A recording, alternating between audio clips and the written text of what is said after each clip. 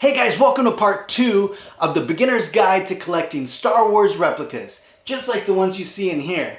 And in this video, I'm going to talk about some very important things like terminology, right? There's so many terms out there that you need to be familiar with, like LE, SE, EE, AP, PCR, and I'm going to break all those terms down so you know what to look for. I'm also going to give you some tips on where to find some of these replicas, right? And what comes in the box. You need to know what essentially comes in the box in order to know if it's complete or not. And finally, I'm going to talk about value and, some of the things that affect pricing with these prop replicas. So let's get started.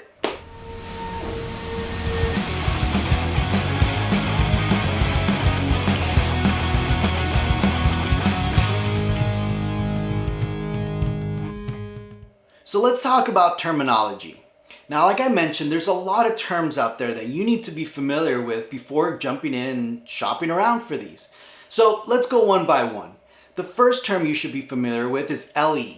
And LE just stands for limited edition.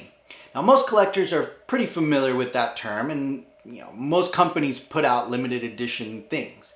But for prop replicas like these, you need to understand that an LE or limited edition essentially is the base model, right? So it's like if you were to go buy a new car and the LE essentially is the car without the upgraded leather or the upgraded sound system. It's kind of just the plain Jane base model.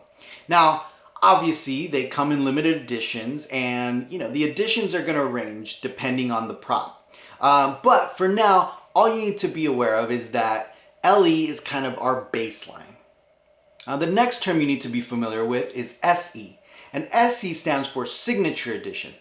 And just like the name implies, it comes with some type of signature, whether it be a signature from the actor or the director or maybe the artist that made the piece. So they generally will come with a little plaque with the signature on it, right? And it's very important for you to know some of the things to look for, because a lot of people might run into a situation where you find an LE with an aftermarket signature plaque and it's advertised as a signature edition. So later in this video, I'm going to teach you a couple little tricks on what to look for to make sure it's authentic. But for now, all you need to know is that SE stands for Signature Edition. Now, a term that only applies to master replicas is EE, or Elite Edition.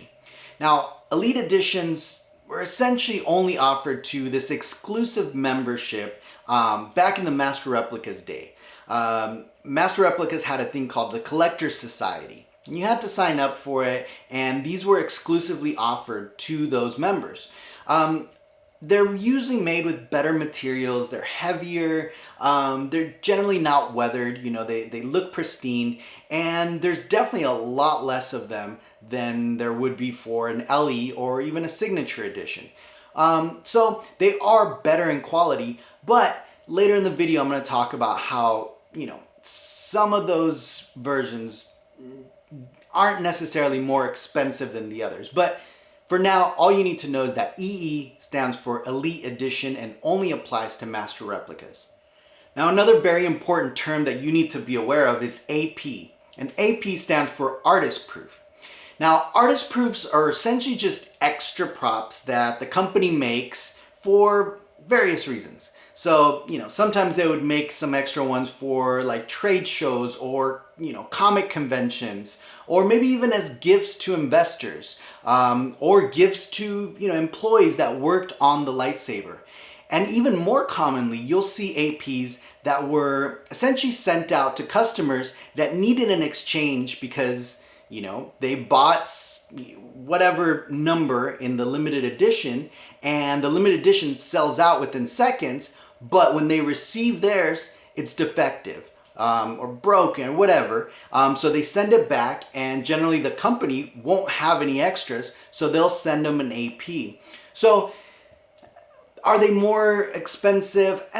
Some collectors like to collect APs, but in reality, all it is just a plaque. And it's a plaque that's not going to have the number inside of the series. It's just going to say Artist Proof. But the prop itself is going to be the same.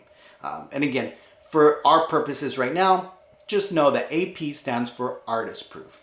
Now, another very common term that you're going to hear is SS, or studio scale. Now, studio scale refers to essentially replicas of original models used in production. So generally we're talking about like the scaled ships or vehicles, but it also applies to puppets and maquettes. So for example, the Millennium Falcon you see back there, that's the 32-inch version. So it's anything that in the movie, the production team essentially scaled it down to get, different types of shots. And essentially what they are is they're replicas of those scaled models. So SS or studio scale, now you know what it means. So some terms that only apply to a Novos helmets are Premier Line and Standard Edition. Now, Premier Lines and the Premier helmets were essentially made with better materials like fiberglass. They had aluminum parts. They are fully lined and padded inside. And the Standard Editions were generally made from plastic, resin parts, not lined. They just had kind of like a hard hat helmet, little mechanism inside to hold the helmet. Now, Novos abandoned that terminology a little bit later in the game, but it's good to know because you might run into a helmet out on the secondary market that is referred to as a Premier Line helmet, and it's good for you to know that the Premier Lines are essentially the higher end versions of those helmets. But like I said, the only one that I've seen come out in a Standard and a Premier was probably the TFA Stormtrooper helmet, but there might be other ones out there. Now, another term you need to be very familiar with is PCR, or Precision Cast Replicas.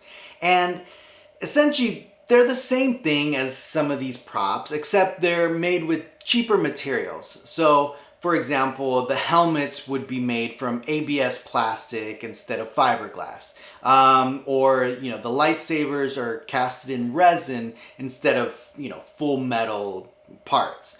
So it's good to know that because EFX still makes several helmets in this line, and they're usually a lot less expensive than the LEs, and they're great intro pieces to start your collection because they still have that lineage to the original prop.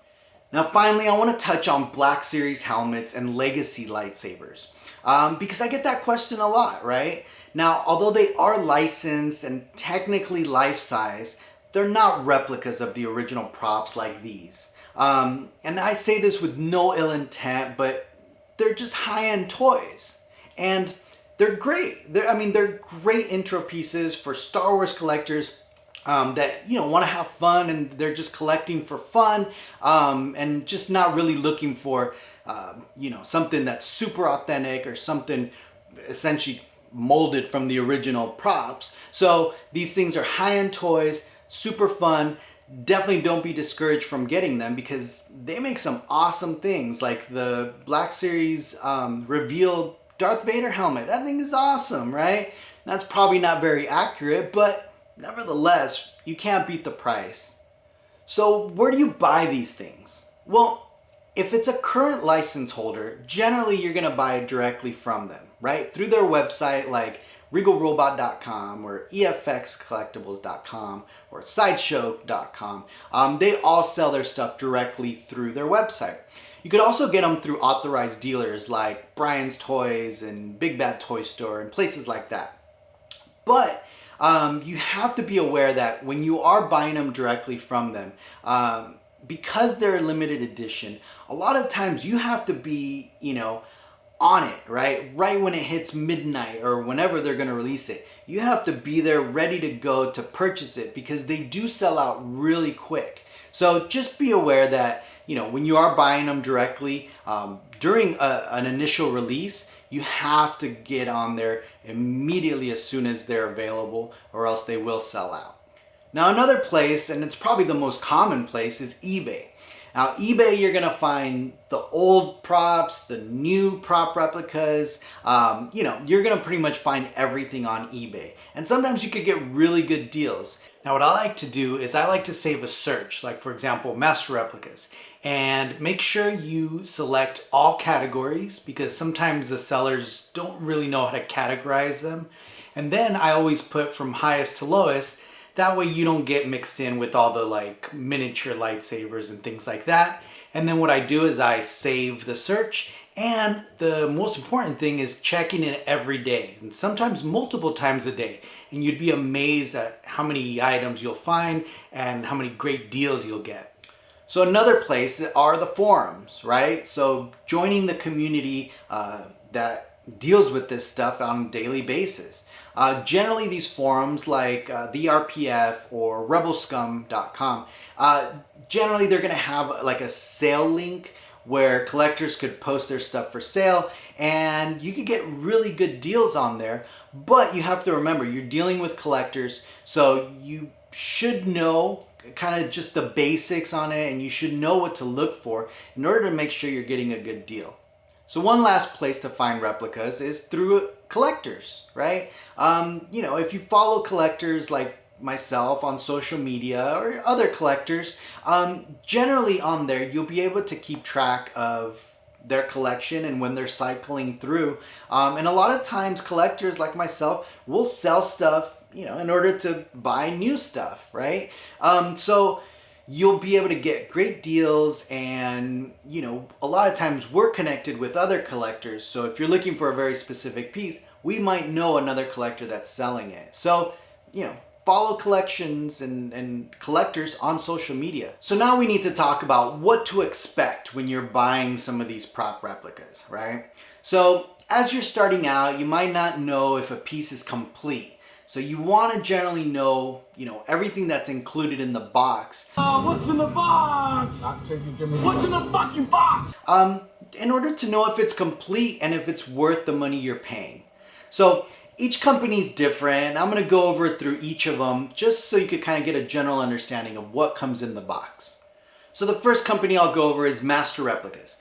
Now Master Replicas actually, there's a great resource on the Rebel Scum, and they have a photo archive of a lot of the props. And it'll show pictures of pretty much everything that came in the box. But generally it's going to come with this. It's going to come with a brown outer shipper. It's going to come with an inner box, like an inner decorative box. A lot of times it's just black or gray, and it'll say the Star Wars logo on it. It's going to come with some paperwork. Generally it's a little like Ziploc bag looking thing with an envelope in it. You're going to pull out the envelope, and inside of the envelope there's going to be the certificate of authenticity.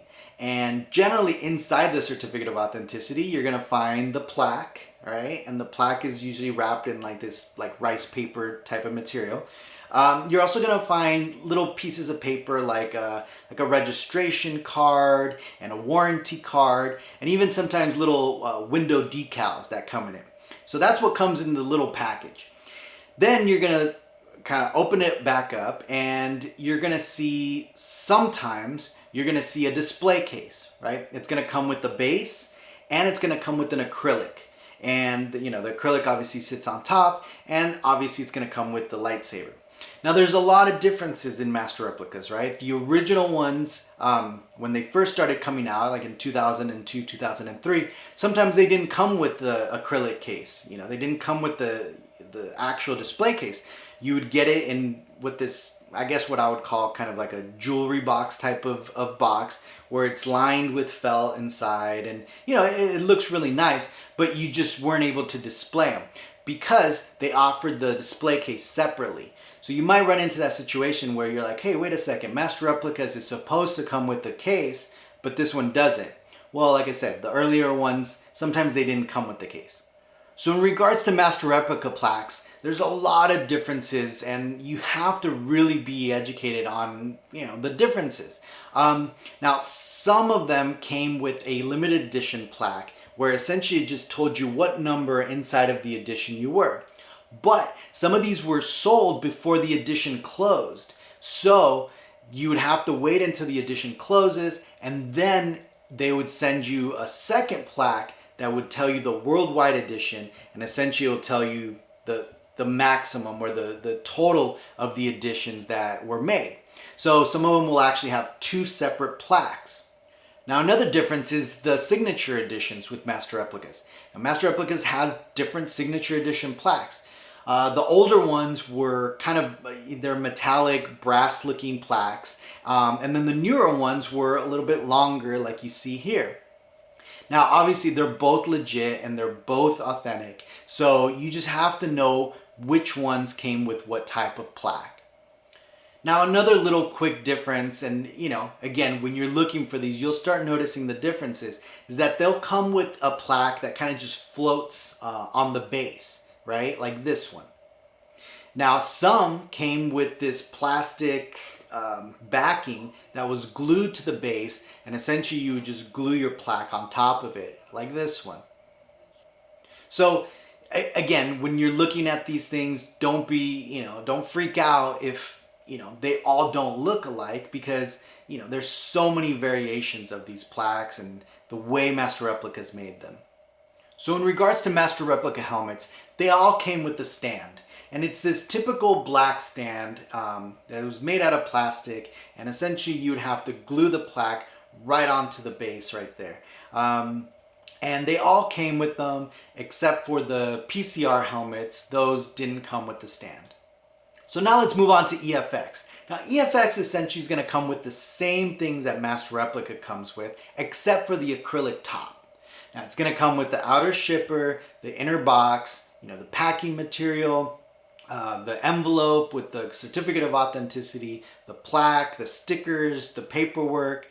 Now EFX helmets all came with their own base and stand, and they're different from the Master Replica ones because they come in pieces. So generally it's going to be the base, and you're going to screw on the post, and then it comes with some acrylic pieces that you're going to screw on to the top and the bottom, and then that's where the helmet goes. Now recently EFX changed the design on their stands, and now they're just using all acrylic stands. There's some complaints about them. I don't like to use them just because they don't match the way I have my helmets displayed. But just be aware of that they're not always going to be the same, and EFX just recently changed their design. Now in regards to a Novos helmets will never come with a helmet stand. And the reason is that they are supposed to be costuming pieces, right? So they'll never come with a helmet stand, remember that. So what I do is I go on Amazon and I buy myself a stainless steel paper towel holder, and that serves as my helmet stand for all of my Novos pieces. As far as the box, they will come with an outer shipper. Sometimes they come with a decorative inner box, sometimes they don't. Sometimes the helmet will just be inside with a plastic bag or some type of like velvet soft bag. They don't come with the plaque. They don't come generally with any type of certificate of authenticity or anything like that. So don't freak out if all that's in the box is just the helmet. And again, the most important thing to remember, they do not come with a helmet stand. So now let's talk about Regal Robot. Now Regal Robot packages their stuff just really well with no annoying boxes to keep, right? So essentially they just ship it to you with a brown shipper and some packing material, which is great because you don't have to keep these annoying boxes like you see here and here and here. So thank you, Regal Robot. But they do come with the certificate of authenticity, and sometimes it's a small one, but recently Regal Robot's been giving us some nice 8x10 kind of photographs that serve as the certificate of authenticity. And of course they come with the plaque, either the limited edition plaque or the signature edition plaque, depending on which one you picked up. And it comes with some type of base that holds up the piece. And they'll usually come with a nice little thank you card, sometimes even signed by Tom or somebody at Regal Robot thanking you for your purchase. So that's kind of nice. Now let's talk about Sideshow Collectibles. Now Sideshow Collectibles is going to come with, again, just like the other companies, it's going to come with an outer shipper. It's going to come with a decorative box generally. Sometimes they don't. Sometimes it's the brown shipper and then the packaging, like the styrofoam packaging. They don't really come with real paperwork or even a plaque. The additions are generally going to be on the base. So it's on the bottom of the, if it's a life-size bust, it's usually going to be on the bottom of the base. So, not a lot of little things to look for inside of the packaging in Sideshow Collectible stuff. And I've documented a lot of unboxings, so you could always reference back to some of my videos to see what's exactly in the box. So now let's talk about value, because I get that question a lot. How much is this piece worth? How much is your collection worth? And I guess the only thing I could tell you just from, collecting this stuff for such a long time is that it's only worth what someone is willing to pay for it. Because look, there's no Kelly Blue Book or anything like that that'll tell you the exact value, right? Obviously, you could go on eBay and look at the sold items and kind of get a general feel for what they're selling for. But again, it's really all up to the collector that wants the piece, how much they're willing to pay for it. So let's talk about some of those factors that affect the price. So popularity, right? Popularity is one of the key factors to, the price shift.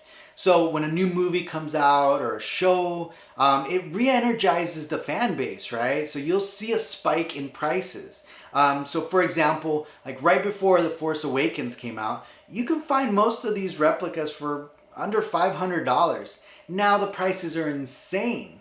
So, that affects it.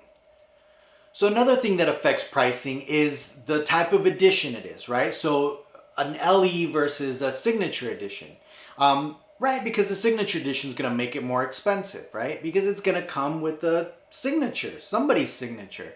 So generally you're going to see a big spike from the LEs to the signature edition. Now, what about the LEs versus the EEs, right? The elite editions. Well, you would think that the elite editions would be more expensive because they're rare, right? There's less of them made than the LEs. But there's certain situations that the fan base actually dictates the price. So for example, the Han Solo A New Hope blaster, right?